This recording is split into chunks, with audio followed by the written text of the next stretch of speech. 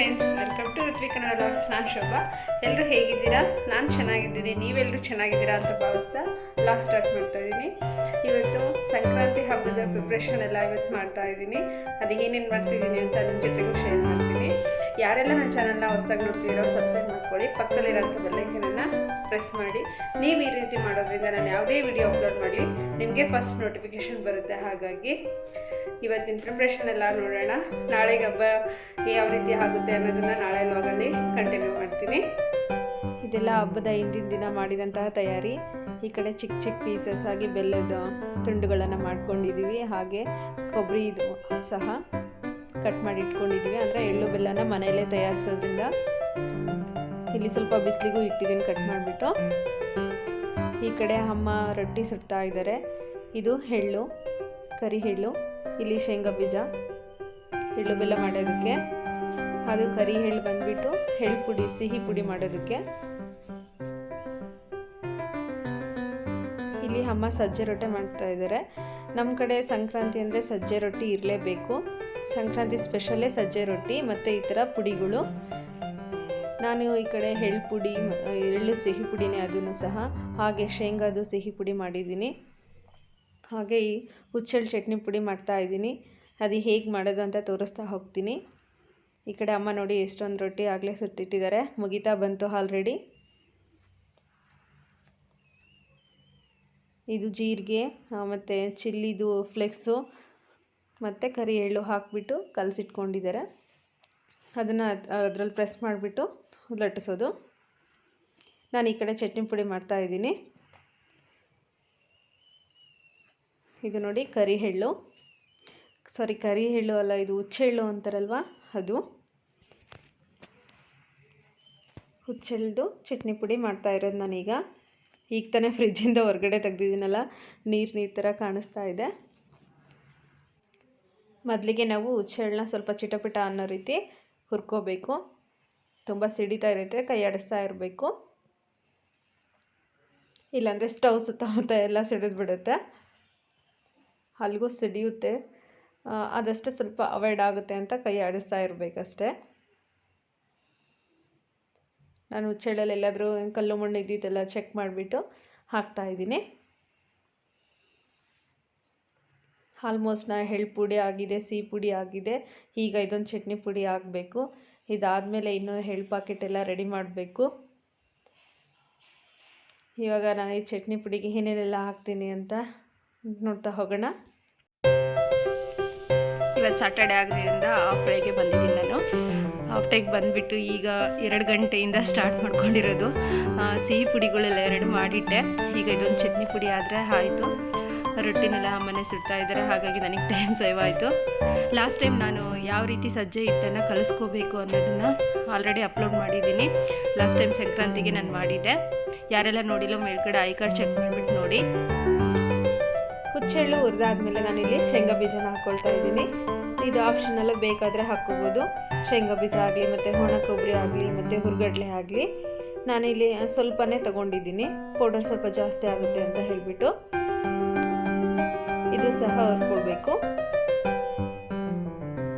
ಹಾಗೆ ನಾವು ಹುಚ್ಚೆಳ್ಳನ್ನ ಫಸ್ಟು ಸಪ್ರೇಟಾಗಿ ಮಿಕ್ಸಿ ಜಾರ್ಗೆ ಹಾಕ್ಕೋಬೇಕು. ಸಪ್ರೇಟಾಗಿ ಪೌಡ್ರ್ ಮಾಡೋದ್ರಿಂದ ಆಮೇಲೆ ಚೆನ್ನಾಗಾಗುತ್ತೆ. ಜೊತೆಲೆ ಹಾಕಿಬಿಟ್ರೆ ಸ್ವಲ್ಪ ಅದು ಬ್ಲೆಂಡ್ ಆಗಲ್ಲ. ಹಾಗಾಗಿ ಈ ರೀತಿಯಾಗಿ ಪೌಡ್ರ್ ಮಾಡಿ ಇಟ್ಕೊಳ್ಬೇಕು. ನೋಡಿ, ತರಿಯಾಗಿ ಈ ರೀತಿಯಾಗಿರಬೇಕು ಪೌಡರು. ಈಗ ನಾನಿಲ್ಲಿ ಸ್ವಲ್ಪ ಹುರ್ಗಡ್ಲೆನ ಹಾಕ್ಕೊಂಡಿದ್ದೀನಿ. ಆನಂತರ ಇಲ್ಲಿ 1-2-3 ಕರಿಬೇವಿನ ಹೆಸಳು, ಅದನ್ನು ಸ್ವಲ್ಪ ಫ್ರೈ ಮಾಡ್ಕೋಬೇಕು. ಆದರೆ ಎಣ್ಣೆ ಹಾಕಬಾರ್ದು. ಎಣ್ಣೆ ಹಾಕ್ತೇನೆ ಸ್ವಲ್ಪ ಅದೇ ಹೇಗಿದ್ರು ಕಡಾಯಿ ಕಾದಿರುತ್ತಲ್ವ, ಚೆನ್ನಾಗಿದಾಗುತ್ತೆ. ಹಾಗೆ ಒಣಮೆಣಸಿನ್ಕಾಯಿ, ನಾನಿಲ್ಲಿ ಬ್ಯಾಡಗಿ ಮೆಣಸಿನ್ಕಾಯಿ ತೊಗೊಂಡಿದ್ದೀನಿ. ಒಂದು 8-10 ತೊಗೊಂಡ್ರೆ ಸಾಕು. ಅಂದರೆ ಖಾರದ ಡಿಫ್ರೆನ್ಸು, ಖಾರ ಜಾಸ್ತಿ ಬೇಕಂದರೆ ಖಾರ ಹಾಕ್ಕೋಬೋದು.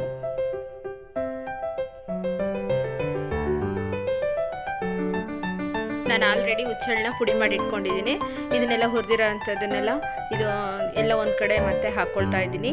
ಈಗ ಬೆಳ್ಳುಳ್ಳಿ ಹಾಕ್ತಾ ಇದ್ದೀನಿ ಮತ್ತು ಶೇಂಗಾ ಬೀಜನ ಸ್ವಲ್ಪ ಸಿಪ್ಪೆ ತೆಗೆದುಬಿಟ್ಟು ಎಲ್ಲನೂ ಒಟ್ಟಿಗೆ ಹಾಕ್ಕೊಳ್ತಾ ಇದ್ದೀನಿ. ಮಿಕ್ಸಿ ಮಾಡೋದಕ್ಕೆ ಚೆನ್ನಾಗಿರುತ್ತೆ. ಹಾಗಾಗಿ ಈಗ ರುಚಿಗೆ ತಕ್ಕಷ್ಟು ಉಪ್ಪು, ನಾನಿಲ್ಲಿ 1 ಸ್ಪೂನಷ್ಟು ತಗೊಂಡಿದ್ದೀನಿ. ಆಮೇಲೆ ಬೇಕಂದರೆ ಸ್ವಲ್ಪ ಸಣ್ಣ ಉಪ್ಪನ್ನ ಸೇರಿಸ್ಕೋಬೋದು. ಹಾಗೆ ಹುಣಸೆಹಣ್ಣು ಹುಳಿ ನೋಡ್ಕೊಂಡ್ಬಿಟ್ಟು ಹಾಕ್ಕೋಬೇಕು. ನಾನಿಲ್ಲಿ ಸ್ವಲ್ಪ ತೊಗೊಂಡಿದ್ದೀನಿ, ಅಂದರೆ ನಿಂಬೆಹಣ್ಣು ಗಾತ್ರನೂ ಅಲ್ಲ, ನಿಂಬೆಹಣ್ಣು ಗಾತ್ರಕ್ಕಿಂತ ಸ್ವಲ್ಪ ಚಿಕ್ಕದಾಗಿ ತೊಗೊಂಡಿದ್ದೀನಿ. ಹುಣಸೆಹಣ್ಣನ್ನು ಸಹ ಅದರಲ್ಲೇ ಹಾಕ್ಕೊಳ್ತಾ ಇದ್ದೀನಿ.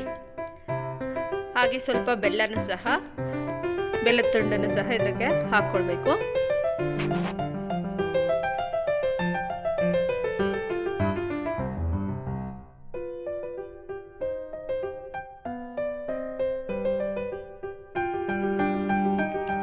ಪುಡಿ ಮಾಡಿರುವಂಥ ಹುಚ್ಚೆಳ್ಗೆನೆ ಇವಾಗ ಇದನ್ನು ಹಾಕ್ಕೋಬೇಕು. ಹಾಕ್ಕೊಂಡು ಬ್ಲೆಂಡ್ ಮಾಡಬೇಕು.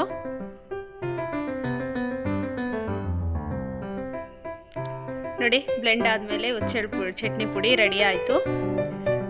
ಬೇಕಂದರೆ ರುಚಿ ನೋಡಿಬಿಟ್ಟು ಸಣ್ಣ ಉಪ್ಪನ್ನ ನೀವು ಸೇರಿಸ್ಕೊಂಡು ಈಗಲೇ ಕಲಿಸ್ಕೋಬೋದು. ಚೆನ್ನಾಗಿರುತ್ತೆ ಫ್ರೆಂಡ್ಸ್ ಇದು. ಬಿಸಿ ಅನ್ನಕ್ಕೆ ತುಪ್ಪ ಹಾಕ್ಕೊಂಡು ತಿಂದರೆ ತುಂಬ ಚೆನ್ನಾಗಿರುತ್ತೆ. ಹಾಗೆ ಚಪಾತಿ ರೊಟ್ಟಿಗೂ ಸಹ ಚೆನ್ನಾಗಿರುತ್ತೆ ಚಟ್ನಿ ಪುಡಿ. ನೀವು ಒಮ್ಮೆ ಈ ರೀತಿ ಟ್ರೈ ಮಾಡಿ ನೋಡಿ, ಹೇಗೆ ಬಂತು ಅನ್ನೋದನ್ನು ಕಮೆಂಟ್ ಬಾಕ್ಸಲ್ಲಿ ತಿಳಿಸಿ.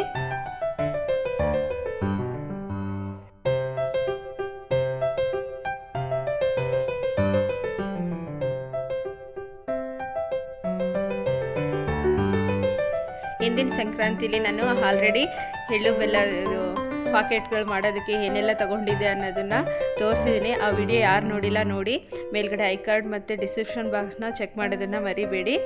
ಈಗ ನಾನಿಲ್ಲಿ ಸಕ್ಕರೆ ಆ್ಯಡ್ ಮಾಡಿದ್ದಿಲ್ಲ, ಇವಾಗ ಸಕ್ಕರೆ ಆ್ಯಡ್ ಮಾಡ್ತಾ ಇದ್ದೀನಿ.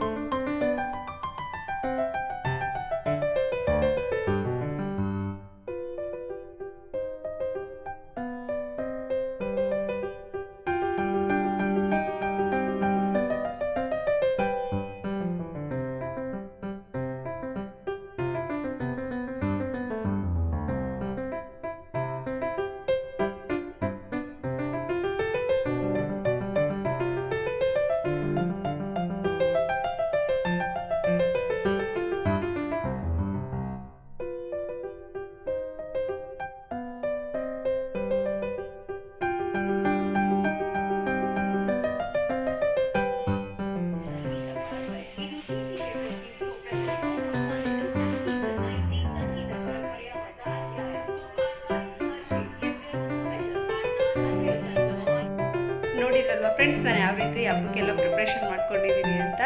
ನೀವೆಲ್ಲ ಹೇಗೆ ಮಾಡ್ಕೊಂಡಿದ್ದೀರಾ ಅನ್ನೋದನ್ನು ಕಮೆಂಟ್ ಬಾಕ್ಸಲ್ಲಿ ತಿಳಿಸಿ. ಹಾಗೆ ಈ ವಿಡಿಯೋ ಯಾರಿಗೆಲ್ಗ ಇಷ್ಟ ಆಗಿದೆಯೋ ಅವರೆಲ್ಲನೂ ಲೈಕ್ ಮಾಡಿ, ಶೇರ್ ಮಾಡಿ ಮತ್ತು ಕಮೆಂಟ್ ಮಾಡಿ. Thank you for watching and bye.